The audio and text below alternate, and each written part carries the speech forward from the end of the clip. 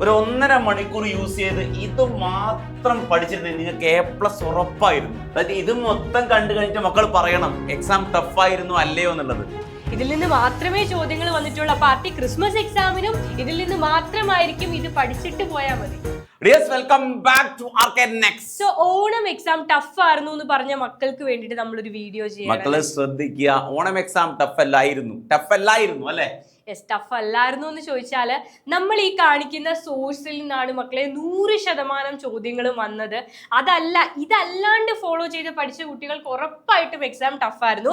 പക്ഷേ ഇങ്ങനെ പഠിച്ചാൽ, നമ്മൾ പറയുന്ന രീതിയിൽ പഠിച്ചാൽ ക്രിസ്മസ് എക്സാമിന് ഫുൾ മാർക്ക് നിങ്ങൾക്ക് ഞങ്ങൾ വാക്ക് തരികയാണ്. മക്കളെ അറിയേണ്ടത്, എക്സാമിന് മുമ്പ് ഒരു 1.5 മണിക്കൂർ നിങ്ങൾ ഈ ക്വസ്റ്റ്യൻ പേപ്പറും വെച്ച് ഇരുന്നിരുന്നെങ്കിൽ നിങ്ങൾക്ക് A+ ഉറപ്പിക്കാമായിരുന്നു എന്നുള്ളതാണ് അല്ലേ? അപ്പൊ ഓണ പരീക്ഷയുടെ ചോദ്യങ്ങൾ എവിടെ നിന്നാണ് വന്നത്, എങ്ങനെയാണ് വന്നത് നിങ്ങൾക്ക് അറിയണ്ടേ? നമ്മൾ പറഞ്ഞുതരാൻ പോവാണ്. സോ ഇതായിരുന്നു നിങ്ങൾ കണ്ട ഓണം എക്സാമിന്റെ ക്വസ്റ്റ്യൻ പേപ്പർ. പാറ്റേൺ മാറിയ പുതിയ ചോദ്യ പേപ്പറാണ്. അപ്പൊ ഇതിനു മുൻപ് നമ്മൾ ഒരു ക്വസ്റ്റ്യൻ പേപ്പർ നിങ്ങളെ കാണിച്ചിരുന്നു, അതായത് SCERT പബ്ലിഷ് ചെയ്ത മോഡൽ ചോദ്യ പേപ്പർ. ഈ 2 ചോദ്യ പേപ്പർ നമുക്കൊന്ന് കമ്പയർ ചെയ്യാം. ഇവിടെ നോക്കാം, 4 ക്വസ്റ്റ്യൻസ് 1 to 4 എല്ലാ ക്വസ്റ്റ്യനും 1 മാർക്ക് ആണെന്ന് പറഞ്ഞിരുന്നു. അതില് ഇത് കണ്ടോ 4 ഓപ്ഷൻസ് അതിട്ട് ഒന്ന് പിക്ക് ചെയ്യാനുണ്ട്. ഇതിന്റെ പാറ്റേൺ ഒക്കെ ഒരുപാട് തവണ നമ്മൾ നിങ്ങൾക്ക് ഡിസ്കസ് ചെയ്ത് തന്നാണ്. ഒരു കോളം തന്നിട്ട് അത് മാച്ച് ദ ഫോളോയിങ് തന്നിട്ടുണ്ട്. അതേപോലെ തന്നെ നമ്മൾ പറഞ്ഞു CPSE ടൈപ്പ് ഒരു ചോദ്യവും ഉണ്ടായിരുന്നു എന്ന് മോഡൽ ചോദ്യ പേപ്പർ കണ്ട് നമ്മൾ പറഞ്ഞതാ. എക്സാമിന് ഇതാ ക്വസ്റ്റ്യൻ പേപ്പർ വന്നപ്പോൾ അതേപോലെ ഒരു ടാബുലാർ കോളം ഉണ്ട്, ഒരു ടേബിൾ ഉണ്ട്, അതുമായിട്ട് റിലേറ്റ് ചെയ്ത ചോദ്യങ്ങളുണ്ട്. ആൽക്കൈനും ആൽക്കീനുമായിട്ട് ബന്ധപ്പെട്ട അതേപോലത്തെ ഒരു ചോദ്യമുണ്ട്. ഒരു CBSE ടൈപ്പ് ഒരു സ്റ്റേറ്റ്മെന്റ് ടൈപ്പ് ചോദ്യവും അതേപോലെ പാറ്റേൺ സെയിം ടു സെയിം ആണ്. 100% ഇതിൽ നിന്നാണ് ചോദ്യങ്ങൾ വന്നത്. ഇനി ചോദ്യങ്ങൾ റിപ്പീറ്റ് ചെയ്തോ, അതായത് SCERTയുടെ മാതൃകാ ചോദ്യ പേപ്പറിലുള്ള ചോദ്യം തന്നെ ആയിരുന്നോ ഓണം എക്സാമിന് വന്നതെന്ന് നമുക്ക്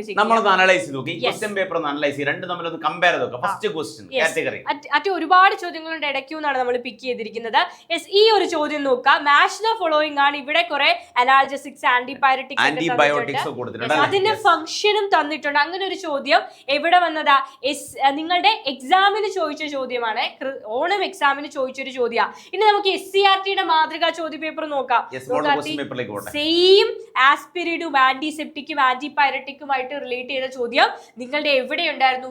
SCERT മോഡൽ ചോദ്യ പേപ്പർ. ആദ്യം കാണിച്ചിരിക്കുന്നത് നമ്മൾ എന്ത് ചെയ്യാ, നിങ്ങളെ ഓണം എക്സാമിന്റെ ക്വസ്റ്റ്യൻ പേപ്പർ ആണെങ്കിൽ ഇത് SCERT ഇറക്കിയ മോഡൽ ക്വസ്റ്റ്യൻ പേപ്പർ. അതായത് സെയിം ചോദ്യം അതേപോലെയല്ല വന്നത്, പക്ഷെ അതേ ടോപ്പിക്. അതായത് നിങ്ങൾക്ക് ഒരുപാട് ടോപ്പിക്സ് പഠിക്കാനുണ്ട്, അതില് സെയിം ക്വസ്റ്റ്യൻ ചോദിച്ചിരിക്കുകയാണ്. അങ്ങനെ തന്നെ കട്ട് ചെയ്ത് വെച്ചത്, അങ്ങനെ തന്നെ കട്ട് ചെയ്ത് ആ ഒരു SCERT മോഡൽ ക്വസ്റ്റ്യൻ പേപ്പർ പഠിച്ചിരുന്ന കുട്ടികൾക്ക് ഈസി ആയിട്ട് അത് ചെയ്യാറുണ്ട്. അടുത്ത ചോദ്യം നോക്കാം.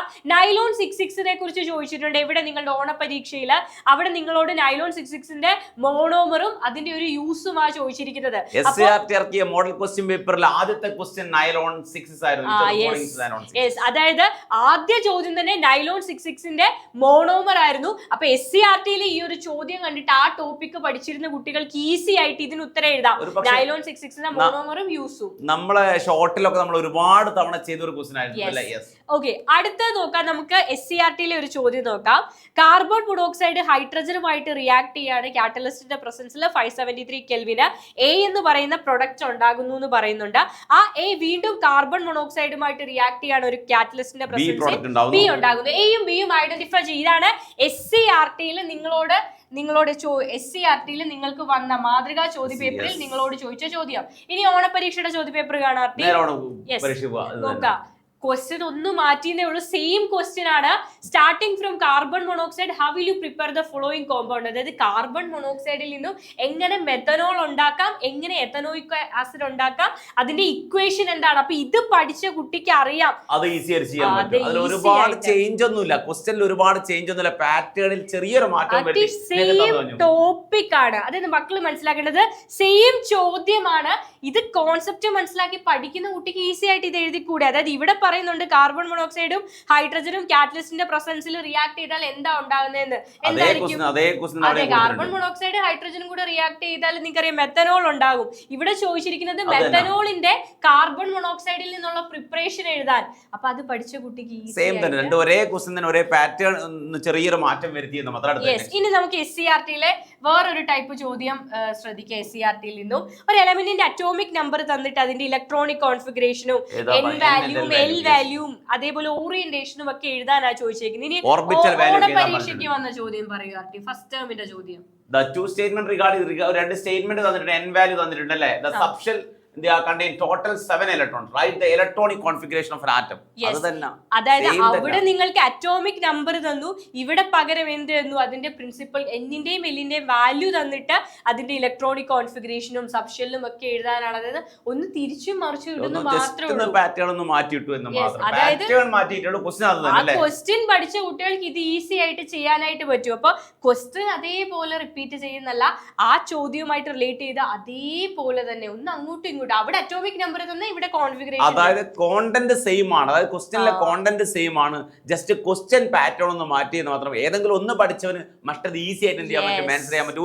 ഒരു ഡൗട്ടും വേണ്ട, 100% ആൻസർ ചെയ്യാൻ പറ്റും. അതേപോലെ 4 മാർക്കിന്റെ ചോദ്യത്തിൽ വന്നത് IUPACയും അതേപോലെ തന്നെ മോളിക്കുലാർ ഫോർമുല തന്നിട്ട് ഫങ്ഷണൽ എന്താണ് പറഞ്ഞിരിക്കുന്നത്, അവരുടെ സ്ട്രക്ചറൽ ഫോർമുല എഴുതാനും അങ്ങനത്തെ ചോദ്യങ്ങളാണ്. ഇതൊക്കെ നമ്മൾ ഒരുപാട് ചെയ്ത് നമ്മളെ ഷോർട്ട് വീഡിയോസിലൊക്കെ കണ്ടിന്യൂസ് ആയിട്ട് ചെയ്ത ക്വസ്റ്റ്യൻസ് ആണ് ഇതൊക്കെ. SCERT-യുടെ 4 മാർക്ക് ചോദ്യം അതായിരുന്നു. ഇനി നമുക്ക് എക്സാമിന് വന്ന 4 മാർക്ക് ചോദ്യം നിങ്ങൾക്ക് കാണാം. അതേ ടൈപ്പ് ചോദ്യമാണ്. ഒരു കോമ്പൗണ്ടിന്റെ മോളിക്കുലാർ ഫോർമുല തന്നിട്ട് ഒരു കോമ്പൗണ്ടിന്റെ അതായത് ഐസോമെറിസവുമായിട്ട് ബന്ധപ്പെട്ട അതേ ചോദ്യം എന്താണോ SCERT-ൽ തന്നത് അതേ ടൈപ്പ് ചോദ്യമാണ് ഇവിടെ തന്നത്, ഓണം എക്സാമിന് തന്നത്. ഒരുപക്ഷെ എനിക്ക് തോന്നുന്നത് മോഡൽ ക്വസ്റ്റ്യൻ പേപ്പർ ഇറക്കിയിരിക്കുന്നത് നിങ്ങൾ ആദ്യമായിട്ട് ക്വസ്റ്റ്യൻ പേപ്പർ കണ്ടിട്ടില്ല, ആദ്യത്തെ ക്വസ്റ്റ്യൻ പേപ്പർ ആണ്. അത് തന്നെ ആയിരിക്കും. അതൊരു എന്താ അവരൊരു ഹിന്റ് തന്നാണ് നിങ്ങൾക്ക്. അതേപോലെ ഇതാ ഓണപരീക്ഷയ്ക്ക് ചോദിച്ചൊരു ചോദ്യമാണ്. ആൽക്കൈന്റെ തെർമൽ ക്രാക്കിംഗ് തന്നിട്ടുണ്ട്, അതിന്റെ പ്രൊഡക്റ്റ് ഐഡന്റിഫൈ ചെയ്യാനാണ്. SCERT-ൽ തന്നത് തെർമൽ ക്രാക്കിങ്ങിന്റെ സെയിം, അതായത് ഇവിടെ നിങ്ങൾക്ക് ഇതും സെയിം ആണ്. തെർമൽ ക്രാക്കിങ്ങുമായിട്ട് ബന്ധപ്പെട്ട അതേ ക്വസ്റ്റ്യൻ ആണ്. അതേപോലെ കമ്പഷന്റെ ക്വസ്റ്റ്യനും അതേപോലെ റിപ്പീറ്റ് ചെയ്തിട്ടുണ്ട്. ഓണം എക്സാമിന് എന്താണ് കമ്പഷൻ എന്ന് ചോദിച്ചിട്ടുണ്ട്. ബ്യൂട്ടൈൻ എയറിന്റെ പ്രസൻസിൽ ബേൺ ചെയ്താൽ എന്തൊക്കെ പ്രൊഡക്റ്റ് ഉണ്ടാകും എന്ന് ചോദിക്കുന്നുണ്ട്. SCERT-ൽ തന്നിട്ടുണ്ട് ബ്യൂട്ടൈൻ C4H10.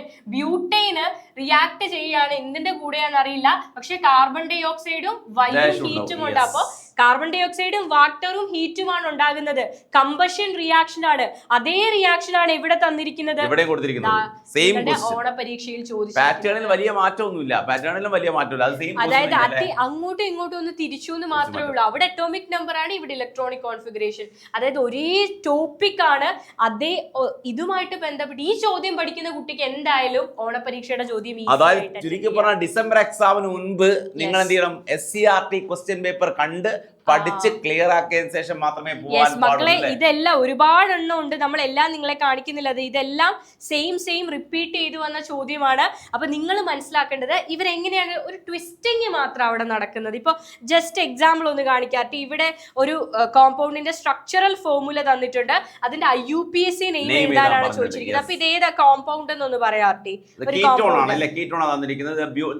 പെന്റാൻ ത്രിയോൺ ആണ് തന്നിരിക്കുന്നത്. അപ്പൊ ഓണം എക്സാമിന് വന്നത് എങ്ങനെയാന്ന് ചോദിച്ചാല് പെന്റാൻ ത്രിയോണിന്റെ സ്ട്രക്ചറൽ ഫോർമുല എഴുതാനാ ചോദിച്ചിരിക്കുന്നത്. SCERT-ൽ പെന്റാൻ ത്രിയോണിന്റെ സ്ട്രക്ചർ തന്നിട്ട് സ്ട്രക്ചറൽ ഫോർമുല തന്നിട്ട് പേര് എഴുതാനാ ചോദിച്ചിരിക്കുന്നത്. അപ്പൊ അവര് ക്വസ്റ്റ്യൻ ഒന്ന് ട്വിസ്റ്റ് ചെയ്യുന്നേ ഉള്ളൂ. സെയിം ക്വസ്റ്റ്യൻ ആയിരിക്കും, ഒന്ന് ട്വിസ്റ്റ് ചെയ്യും. ഇവിടെ IUPAC നെയിം തന്നാൽ അപ്പുറത്ത് സ്ട്രക്ചറൽ ഫോർമുല ആയിരിക്കും ചോദിക്കുക. അപ്പൊ ആ ഒരു ട്വിസ്റ്റിംഗ് മാത്രം. അപ്പൊ ഈ ചോദ്യം SCERT-ലെ ചോദ്യം പഠിക്കുന്ന കുട്ടിക്ക് 100% ഓണപരീക്ഷ ഈസി ആയിട്ട് എഴുതാം. അതുപോലെ ടെക്സ്റ്റ് ബുക്ക് വ്യക്തമായ ടെക്സ്റ്റ് ബുക്കിലുള്ള മുഴുവനും അങ്ങനെ തന്നെയാക്കും. ടെക്സ്റ്റ് ബുക്കിന്റെ ബാക്കിലുള്ള ക്വസ്റ്റ്യൻ അല്ലെങ്കിൽ ആ ക്വസ്റ്റ്യൻസ് ഒക്കെ തന്നെയാണ് ഞങ്ങൾക്ക് പറയാനുള്ളത്, നിങ്ങൾ ക്രിസ്മസ് എക്സാമിന് ആയിക്കോട്ടെ SCERT ഒരു മോഡൽ ക്വസ്റ്റ്യൻ പേപ്പർ തന്നാൽ ആ ക്വസ്റ്റ്യൻ പേപ്പർ 1.5 മണിക്കൂറിൽ നിങ്ങൾ സോൾവ് ചെയ്യുകയാണെങ്കിൽ തന്നെ നിങ്ങൾ ക്രിസ്മസ് എക്സാമിന് A+ നേടി ഉറപ്പായിട്ടും കിട്ടും. അത് അങ്ങനെ ആ ഒരു ടെക്സ്റ്റ് ബുക്ക് ഓറിയന്റഡ് ആയിട്ട് പഠിക്കുക. SCERT ഇറക്കുന്ന ക്വസ്റ്റ്യൻ പേപ്പറിലൊക്കെ ഓറിയന്റഡ് ആയിട്ട്. അതുപോലെ SCERT ബേസ് ചെയ്ത് ഒരുപാട് ക്ലാസ്സുകൾ എല്ലാ ചാപ്റ്ററുകളുടെയും ഓൺലൈൻ ക്ലാസ്സുകൾ നിങ്ങൾക്കായിട്ട് ഞങ്ങൾ തരുന്നതായിരിക്കും. ഇതേപോലെ ക്വസ്റ്റ്യൻ ട്വിസ്റ്റ് ചെയ്ത് വന്നാൽ, ക്രിസ്മസ് എക്സാമിന്റെ പേപ്പർ വന്നാൽ ഉടനെ സെക്കൻഡ് ടേമിന്റെ ക്വസ്റ്റ്യൻ SCERT പബ്ലിഷ് ചെയ്താൽ ഉടനെ തന്നെ ട്വിസ്റ്റ് ചെയ്ത ക്വസ്റ്റ്യൻസുമായിട്ട് നമ്മൾ വരും. യെസ്, അപ്പോൾ അങ്ങനെ കാണാം അല്ലേ. മാക്സിമം ഫ്രണ്ട്സിലേക്ക് ഷെയർ ചെയ്യാം. ബൈ.